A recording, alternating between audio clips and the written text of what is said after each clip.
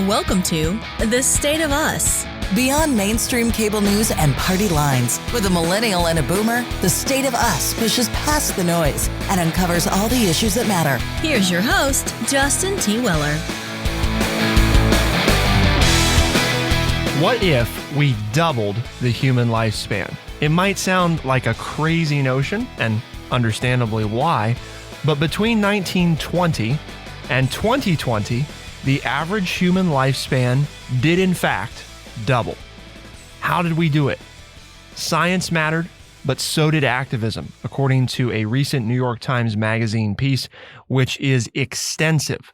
Today, we're going to highlight some of the key points and discuss some very surprising facts about how things like wealth didn't matter in life expectancy, and milk was a leading culprit in cities throughout the world of death. These might sound like bizarre facts, but they're woven into our very recent history, and they're part of what made it possible for us to more than double the human lifespan.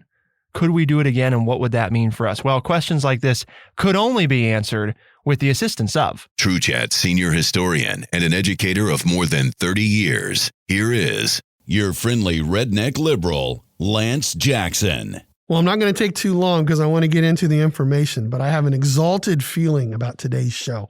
And that's our word of the day, exaltation. E-X-A-L-T-A-T-I-O-N. It is a noun, and it means a feeling of great joy, pride, or power. And I'm exalted about having the opportunity to share this article with you. And you need to read it. You know it's linked at The State of Us. It is an extensive piece from the New York Times Sunday magazine, but it is one of the best writings that I've read this year. And it's got so many neat things in it, not only for medicine, but also historical and positivity for us in the future if we can continue to do some of these things. So without further ado, let's get started. When we read this article, I immediately thought of Immortality, Inc., right? Which was it's a book for those of you that don't know, and we had the author on the show. He's a National Geographic explorer, Chip Walter. And I highly recommend the read, but one of the things that we didn't really get to talk about in that one, but we touched on, was what would the implications be of doing something like doubling or tripling the human lifespan? You know, I mean, how would we deal with that? How could it happen? What would we do? Well, we actually have a very recent historical example from 1920 to 2020 to point to and say, we've already done that. Right. It's not as far-fetched when you read that book. It's not as far-fetched now when you realize that we've already done this. And I'm not sure a lot of people realize that. I guess, I suppose I knew it technically, but you never really think about it in terms of doubling the lifespan, right? The average life expectancy for somebody in 1920 was half what it was just last year in 2020. Yep. And that's crazy. I mean, that's huge. And one of the things that all sticks around out, the world, this isn't just the United States. I mean, this is worldwide life expectancy. It's in the United States as well, but it's worldwide. This is something that we've accomplished as a world, as a world of people. We so closely, and our politicians and everybody today, you hear about talking about how life expectancy, right, and general health is tied to how much money do you have, right? The wealth and income gap that we see in society and what a difference that makes to all components of life. But interestingly enough, before the year 1750, wealth actually didn't matter with life expectancy based on all the data we had, whether you were, rich or poor, educated or not. You basically you had about the same life expectancy no matter what, right? No amount of money escaped life expectancy. And then things started to change. And that was the beginning of things with the smallpox vaccine, right? Correct. And you know what's interesting and what I learned in the article was that the smallpox vaccine can be traced back to the 10th century in China. We think of it mostly as being from England in the 1700s, and the whole idea of the cowpox and opening up the arm and then spreading it, cutting the arm open of an individual. I just think about people are afraid of vaccinations now. Right, they can't get a shot. And they used to take a knife and slice your arm open and put the actual pus into your arm to develop the immunity to it. But, that's something, and it was very as a historian, we read about it, that Washington had the troops vaccinated. Oh, wait a minute, talk about vaccines. Mandatory, right? It was a mandatory vaccination for the military because he was losing so many troops to the smallpox that he didn't have enough troops to fight. And some historians say that was one of the turning points of the war, when the Americans vaccinated themselves from this disease. But yeah, and the reason it was going was because it'd been around a long time, but it took time for it to spread. But people were doing it because royal families were being wiped out. So to your point that, 250 years ago, it didn't matter if you were rich or not. These diseases struck everybody. And so it was like, well, we all have to get together and find a way to make it work. And wow, there's that concept again, right? We all have to get together and find a way to make it work. And then, oh, wait a minute, even if you don't want it, we're going to mandate it. We're going to say this is what needs to be done because it's for the betterment of all. And part of what created that wealth income gap, and you just touched on it, was that actually it was a lot of royalty and the upper classes that started to embrace it because they were dying at these rates. And they said, we got to do something about this. It became in a lot of ways a concern for their continued existence, right? We can't stay in power if our offspring if we have continue no heirs. to die. Yes. That poses an issue. So that's pretty fascinating. But then the other thing is, so you see things start to get better, right? Through late 1700s, early 1800s. And then we have industrialization that starts to kick in, right? And we see massive increases in productivity, right? And wealth. But we also see that now what started to happen is we got all these people living and working in close quarters, and we've got to have centralized water and centralized sewer, and we got these farm animals in our cities, and all of a sudden, right, we've got problems. And one of those problems was surrounding milk. Well, yeah, and the whole point is that we saw these gains, and then industrialization in the 19th century basically wiped out all those gains in life expectancy. Because like you said, as we started to find out, the more people lived together, the easier it was for disease to spread. And you say, well, yeah, duh, everybody knows that. Well, they didn't then. That was something that we found out. And then it was like, okay, so now we have a new set of problems that we have to deal with.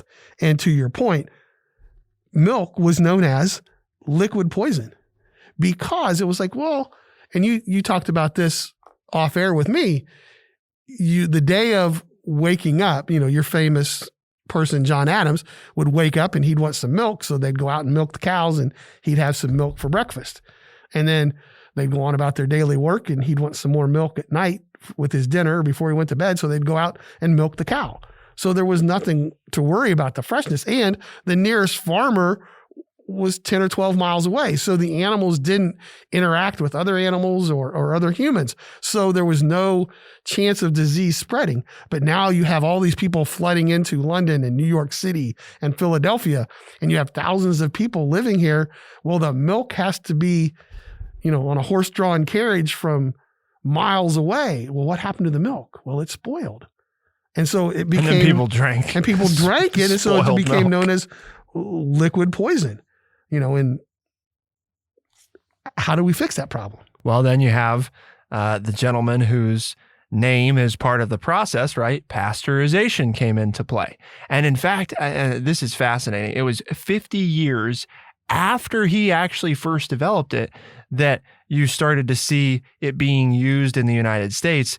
And pasteurization, for those that don't know, is basically, simply put, it's heating the milk to a given temperature and then rapidly cooling it. And the reason you do that is it kills harmful bacteria in the milk, makes them inactive. And they found out it doesn't degrade nutritional value of the milk, in any substantial way. And, right, it removes a lot of the risks. It increases how long the milk can stay good for. And that's why today you see that in many cities, it is illegal to sell unpasteurized milk. You may only sell pasteurized milk because of the dangers associated with unpasteurized milk. To the point of your opening, though, it took an activist to get it done. This wasn't government led, but there was a department store owner who decided to take this process, and he opened up milk depots in New York City, in the low income part of the city, and he sold it for less than it took him to produce it. And he started saving lives, and it got the attention. 14%. Mortality rates among children, among all people, dropped by 14%. And it caught the eye of Theodore Roosevelt. Who then ordered a study, right? Who was president at the time. If you remember, we did a book on Theodore Roosevelt, and he was big on the health of the nation. And he ordered a study, and it's like, wow, this is working. And Chicago actually became the first U.S. city to require pasteurization. And by the early 1920s, unpasteurized milk had been outlawed in almost every major American city. But again, it was an individual making it happen that caught the eye of government, which then studied it and then, boom, took it and made it to where now we can all drink milk and we're not dying from it like they were in the early 20th century. Well, because a big part of this whole piece, right, is this idea that science, social activism, and government had to work together in order for most of these things to become widespread and have the impact that they ultimately had on our topic, right, which is life expectancy. You think life expectancy and things like milk don't immediately come to mind as having been a huge component of making that possible. But in fact, it was a major component. People have been drinking milk from animals for, thousands of years. But up until very recently, we didn't do anything to make it safer. Now we make it safer. Now we can still consume it and get a lot of the nutritional benefits from it without the inherent risks that were present for the vast majority of human history. And I think that's what we see in a lot of this stuff is finding ways, things that were problems, right, that we faced ongoing throughout history. And that's one of the things we're going to talk about next, infant mortality. Huge problem. It wasn't so much, not just when you become an adult, how long are you going to live, but your chances of making it to adulthood were abysmal. They were not good odds on a worldwide scale. What do you think so far, though, about what we've discussed? Please send us an email, podcast@thestateofus.org. We'd like to hear your thoughts. Do you find it as interesting as Lance and I do? Did you know that milk was a huge component of changing life expectancy, over doubling it in a 100-year period? We've got more to talk about, including infant mortality and everything else that contributed to a doubling of life expectancy, things like penicillin. To find out more, keep it here on The State of Us, and we'll be right back.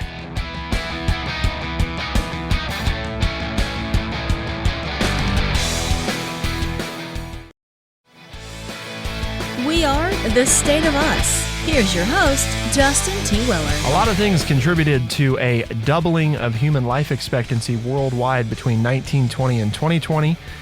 Milk was a major component, and part of a number of these different components made a change to infant mortality rates, right?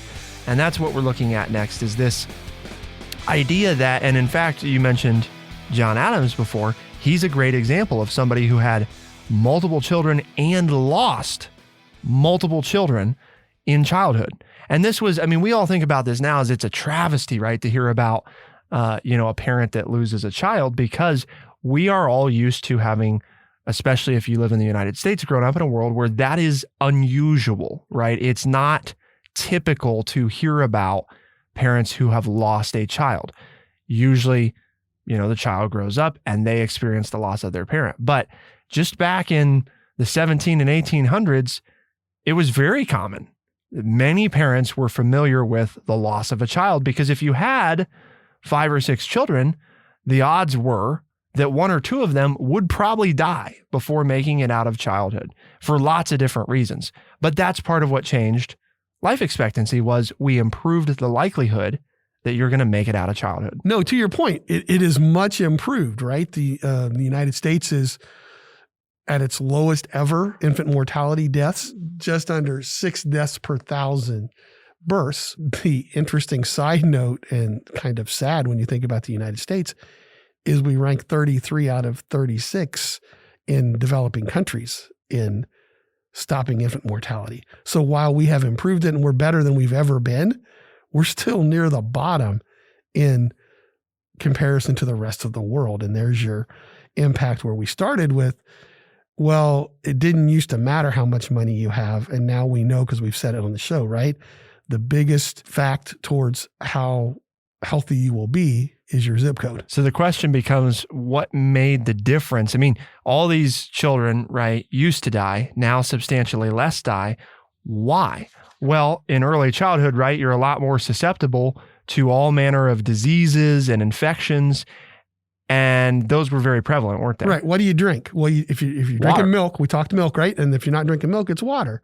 And so, well, what's in water? Well, again, bacteria. Especially when you have centralized water systems like in the big cities after industrialization. Well, and you don't have sewage systems. And you're like, what do you mean? No, the sewage used to run into the streets and go into the ground. And we know that throw the chamber pot out the window, right? In early Jamestown and places like that, that was one of the biggest problems was cholera, because they didn't understand how their waste was going into their drinking water.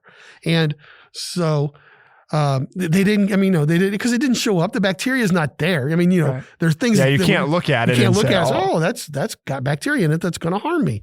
But they figured that out. So we chlorinated water, and by the middle 19-teens, almost every major city, Chicago, Detroit, Cincinnati, by 1920, had chlorinated water. And we saw that again rear its ugly head when we talk about Flint, Michigan, with the old pipes. And we talk, and again, weaving other things into it, the whole infrastructure bill of, well, gee, we haven't replaced some of these water systems and sewer systems for almost 100 years now. And so they're going to start to corrode and what's in our water, and we're finding out that in some places it's things that are not very healthy.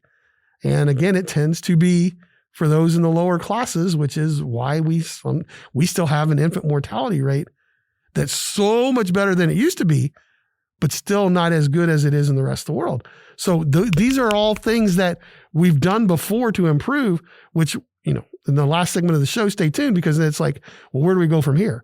Do we double it again in the next 100 years?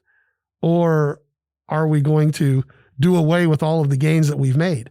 So, but there you go, right? Chlorinated water, things get good. And then we also what about a bunch of other childhood diseases? What do we do for those? So we get good milk to drink, or safe milk to drink. We get safe water to drink, but that's not the whole story. What else is there, Justin? Well, vaccines, right? An explosion of vaccines, in fact, because we talked about kind of smallpox early on, and that was kind of the early one, but you had a lot of issues, right, with whooping cough, tuberculosis, polio, and others. And you look at the early 1900s and 1914, 1921, 1923, early 1950s, we're releasing all of these vaccines, and people are getting them on a widespread. I mean, when's the last time that you heard, a child in the United States dying of whooping cough? Well, you probably can't think of an example. And the reason you can't, or tuberculosis, is because, or polio, right, is because we developed vaccines and they were widespread use. And as we know, as a child, you're far more susceptible as a very young child to those kinds of things because you haven't gone through enough to build up your immune system's strength. You don't have the same capacity to fight those things as many, healthy adults do. Well, as you do as a child, as a baby, it's like, I don't know, and I should have looked this up, but I remember with my daughters years and years ago, at 6 months or whatever, you get your DPT shot.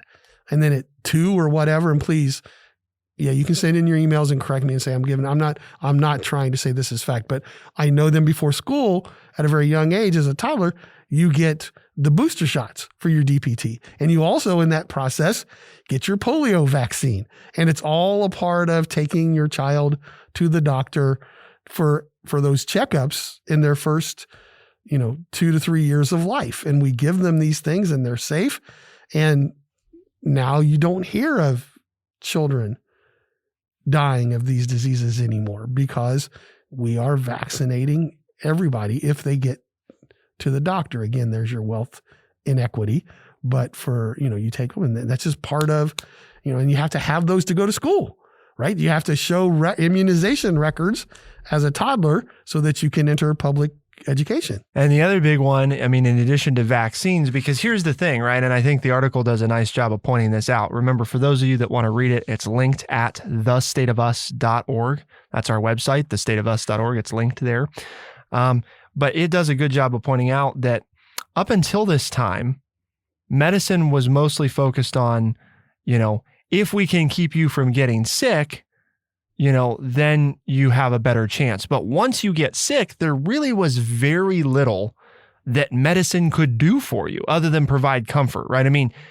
And this is, Lance jokes about this sometimes, but hospitals were the place that you went a lot of times to die, right? Because there really wasn't a lot that they were going to do to cure you per se up at, through everything before the 1800s and early 1900s. There wasn't a lot they could do. It was just, we'll comfort medicine you, and science had worked on trying to stop you from getting sick. Right. They had not spent time on, okay, how do we heal you? And that's where penicillin comes into play, right? Is the widespread use and implementation of penicillin, basically, right, was the floodgates opening on antibiotics, which allowed us for the first time to really fight illness on the front lines inside the body very actively and very effectively. And of course, it led to all manner of other antibiotics, which are widespread today. And that was the other thing, is because no matter, we had vaccines for a lot of these important things, but kids still got sick. Right. Right. And once they got sick, it was like, well, hopefully they come through it. Right. And if they don't, then they die, and that's all there is. And now it's, well, now there's something we can do. We can try to fight this. Right. But in every major war, in every battlefield before World War II, the major killer was disease. That's why Washington inoculated. Right. Right. But all of a sudden, gangrene. I'm thinking I'm thinking of the Civil War, gangrene and diseases that you got because the surgeons were using the same, didn't know how to clean their utensils and didn't know that was a thing, that they were actually transferring germs from one person to another as they operated on them to try to save their life. And the reason I mention that is penicillin was basically developed, folks, during World War II. That was the whole idea behind it. Now, there had been some playing around with it, but the idea was, this works, but we can't produce it on a large enough scale. The first person who got penicillin was a police officer in England who actually got better. The problem is they ran out of penicillin. And then he died. And he died. He went back, he started getting sick again. And so they're like, okay, we're on to something. How can we mass produce this? Well, the English were leaders in this, but they looked like they were going to be invaded by Germany here in 1941 and 1942. So they contacted, of all people, the Rockefeller Foundation and said, can you guys do something about this and help us? And the Rockefeller Foundation got into bringing these scientists to the United States so they could be safe from German bombs. And in the biggest secret, other than the Manhattan Project, which was the development of the atomic bomb, the U.S. military, along with these English scientists and other scientists, went to work on developing the process to mass produce penicillin. And by the time the U.S. landed on the beaches of Normandy, they had with them enough penicillin to keep the troops alive if they weren't killed by the bullets or the bombs or the explosions. They now had a way to treat what in previous wars had been deadly germ situations. We now had a way to keep these soldiers alive. And in that same line of working to keep you alive, a lot of times when your body's ill, one of the common issues is that you become dehydrated, right? Your body's fighting, it's struggling, to get through this. It's using a lot of energy, using a lot of water, right? Using a lot of resources. And another one of the great equalizers was IVs, right? This basic concept of injecting directly into you some nutrients and the hydration that you need to keep going. And while this started to become known, there were some places in the world where we don't have people, right, who are qualified to put IVs in. And that led to the thinking of the oral rehydration system, right, which is basically the very low-tech version of an IV, giving people lots of water to drink, boiled water, lots of boiled water, and you supplement it with sugars and salts, which is, for those that don't know, from a medical standpoint, very similar to what's in IV fluids, right? And of course, the whole concept of IV fluids has transferred into a whole host of other things that we do through intravenous injection, right? And through those nice bags hanging in the hospital that sends you all kind of stuff. But it's again on that same line of, okay, you're ill now. You don't have to die from being ill, right? We can give you antibiotics. We can get you rehydrated. We can do things to keep you alive to get through this, where before you just get sick and you die. What if your water was filled with cholera bacteria? Then you die from drinking the water, which is what you need to defeat the flu and the cold and everything else. Hence drinking lots of boiled water, right? Very sterilized water. And we add salt and sugar, electrolytes, right, to give your body energy again. And now we've started to solve one of those common issues of, well, you're sick, but you're drinking water that's bad. Well, think of Pedialyte, but that's a first world thing, right? We'll go to the store and we'll pick up a bottle of Pedialyte to give it to our young people. But if you're not in an area where that you have that, which is a majority of the world population, you can make basically the same now thing. What they've done is they've sent out, private citizen groups who go to villages and say, here's all you need to do. You boil this water, throw this stuff in it, and your child who would have died now lives. And they think, oh, wow, you've got major modern medicine. And all it is homemade Pedialyte.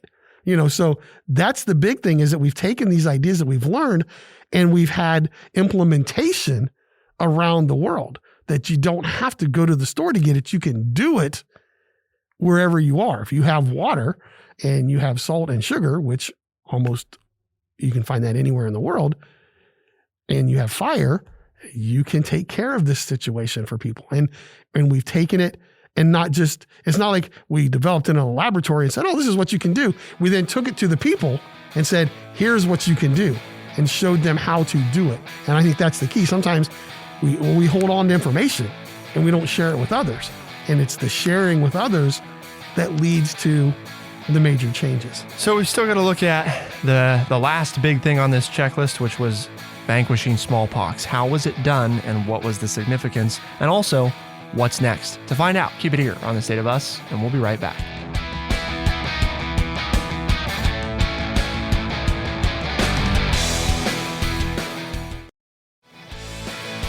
We are The State of Us. Here's your host, Justin T. Weller. The defeat of smallpox is arguably one of the greatest feats mankind has ever seen, and you might say, how is that possible? Well, smallpox was about as deadly as it gets, very deadly. It was far more contagious than COVID-19 with a 30% mortality rate, right? That means that if you got smallpox, there was a 30% chance that you would die. It killed 30% of people that got it. So that's pretty bad. I mean, those are not good odds, right? Not very good odds at all. You got a 3 in 10 chance that this thing's probably going to kill you. Now, you might say, well, let's put that in perspective, right? Well, I mean, we know we got everything going on with COVID, and all the turmoil that it's causing amongst the world. Well, in the United States, you're talking about 1.7%, right? Versus 30%. So you can imagine, I mean, everything you're hearing about COVID, multiply that like 30 times over, and now you're talking about the scale and death of smallpox, right? And that's just in the United States, where it's only 1.7%. And we've wiped out smallpox. Exactly. And so the point is, in places that, quote unquote, COVID is really bad, it's 9.2%. Peru is the worst. But worldwide, it was 30% for smallpox, and we were able to wipe it out. And the point is, think of the feat. Wait a minute, how did we do required. That? How did we wipe out smallpox? Well, this is where, right, this is the article.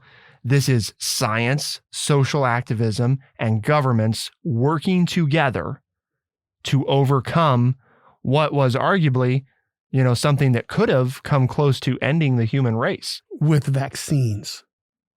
Those three getting together with the vaccinations and developing a plan to get vaccines into the arms of all the people in the world where there were still sporadic outbreaks so that it didn't spread. And that's why we've been able to basically get rid of the smallpox. Mm-hmm. Now, one thing I wanted to mention that we kind of missed, and that is all of this was developed through an idea that came about with penicillin, and that is RCTs, or randomized control trials. And you hear that all the time now. And I just wanted to mention that this was something that we've developed. So when they say, well, we've got a control group and we're testing it and we're going to see this, and, we just got, FDA approval for the Pfizer vaccine. Okay. All of that, when people say, well, this is that, this is something we've been doing since before World War II. This is, when people say, well, this is science, this is what this isn't new. We didn't go through a new way to get this done. This is something that, as the article points out, was established when they were working with penicillin, these random control groups, these random control trials that we do. And we do that with everything now. And so when people are like, well, we did this and this is different, not really. We've done all of this.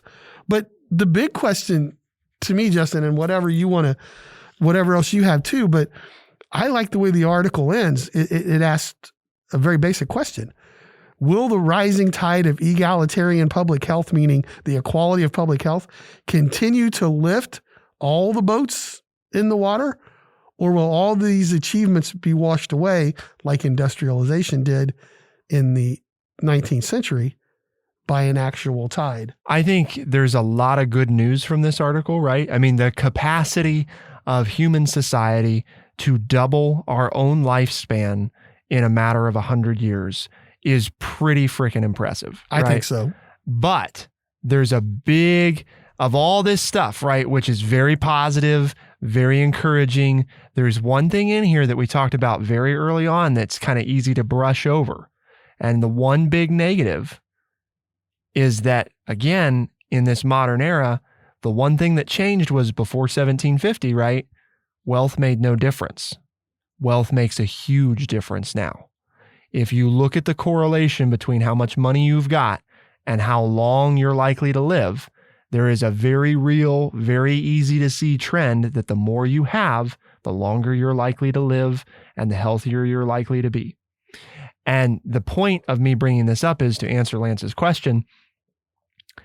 I'm not sure what the average human lifespan will look like. I think what we're going to see, and Chip talks about this in Immortality, Inc., right, is an increase in the top possible lifespan. In other words, we talk about that right now, and we know that for most, well, not most, but for humans, it is not terribly unheard of for somebody to live to be over 100, right? I mean, that is still unusual, but we know that it happens. We know there's people who are 100, 110, and some that have made it to 115. Well, it's the fastest growing segment of the population. Yes. Now, I know that's numbers and math, and, you people that understand that, yes, you're going to say, well, but that's just because there's not very many of them. So when you get 5 more, it really raises the rate. You're exactly right. Yes. But still, that technically that is true. That is the fastest growing age group in the world. And obviously scientists have been studying that. And we know that it comes from certain parts of the world and one place in the United States as well. National Geographic has done an article on this. And we know that lifestyle and diet and all of that, the Grecian, the Mediterranean diet, because that's where, this small group of people have just very commonly that's where they are. 80, 90, and 100 years old, and they're still working farms and tending to sheep and everything else. And so we're like, oh, what are you guys doing? Well, they're getting out and walking every day, and they have low saturated fats, and they eat a lot of vegetables, and, drink a little wine. And that's where all of our studies have, that we say that those are the kinds of things if you want to live a longer life. Yep. But then you also have, though, what are we going to find in medicine? What are we going to find in science that kills people now that won't kill people in the future? Like, we know that the Ice Age people had cancer. They always died of something before the cancer ever developed. We can go back through and see in there. They have cancer. They just didn't live long enough for the cancer to kill them. Right. And now we're living longer. So it's like, oh, look at cancer. Okay. But we find the cures to that. Does that mean life expectancy will rise again or not? Those are the questions that I have. Well, the contention of our book, right, or the Immortality Inc. book, is that the single biggest killer is aging, right? Right. Because to that point, nowadays, most people, when you die, right, you die after the age of 30, not before the age of 30. And that's kind of this whole concept of, this is where science is taking us. What if we could, in other words, you still get older, but you don't age the same way. You age much slower. Now, how long could you live?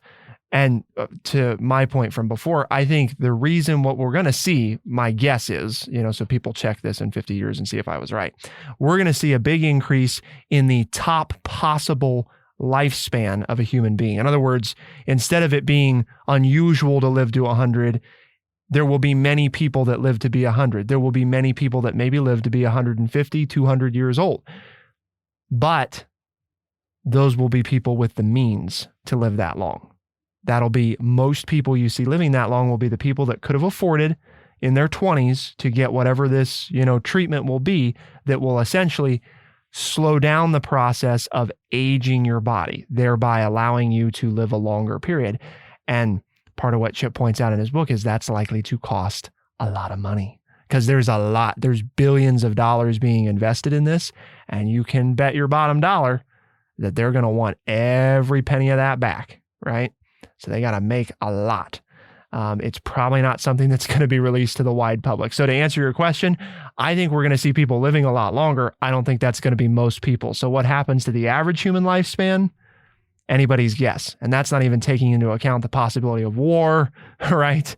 Or climate change or anything else. Well, like I said, I was excited to bring this to you because I think it's a really positive thing. Brings a lot of positive ideas to light that we can apply to today. And hopefully you do too.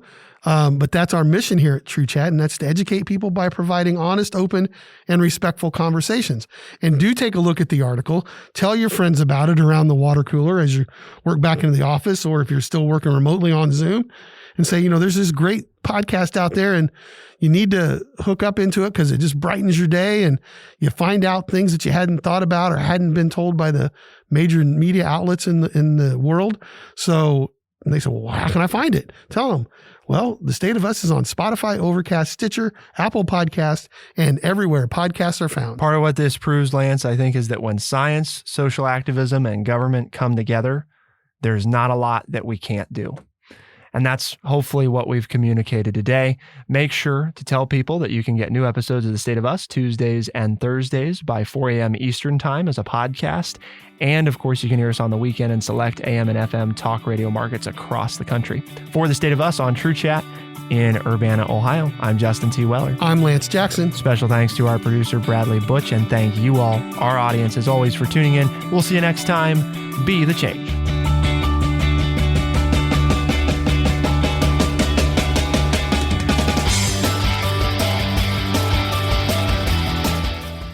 Be sure to check out our website, thestateofus.org, for books, articles, and all the ways to tune in.